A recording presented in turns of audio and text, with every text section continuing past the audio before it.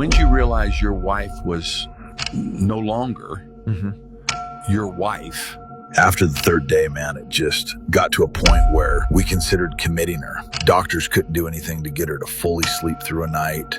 She'd have no recollection of the sleepwalking. When we'd look at the footage in the morning, she couldn't even believe it was her. Where it really turned from chaos to tragedy, though, right? One night, we thought it was over. Went and put our kids to sleep, right?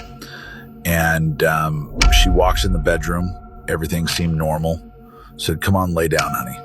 Last few days have been fine. Didn't think nothing of it. We doze off. Middle of the night, I wake up and she ain't next to me.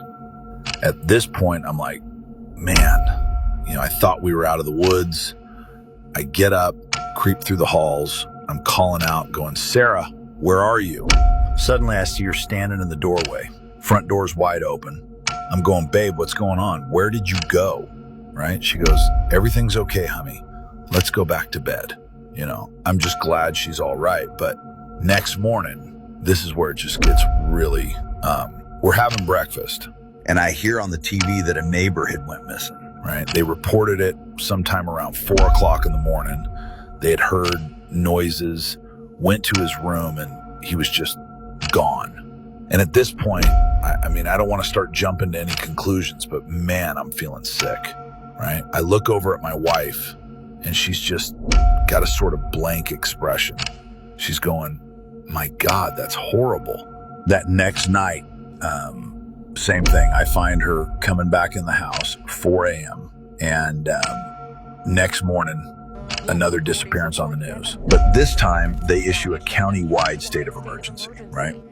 And as they're saying this, I'm seeing my wife's attention sort of perk up, right? And the news goes, authorities say the circumstances surrounding both recent disappearances show clear parallels to an ongoing, decade-long investigation into an unidentified offender. They say potential aliases from nationwide reports include Michaela, Maria, Stacy, Stephanie. Look, I'd only met her 2 years ago, and at this point, I'm like, do I know who the hell I'm married to, right? I spend hours going through these files she sort of had in her closet, right?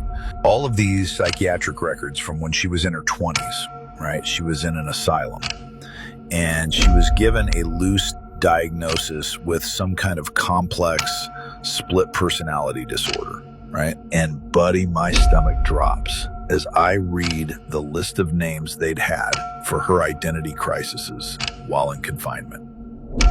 Michaela, Maria, Stacy, Stephanie.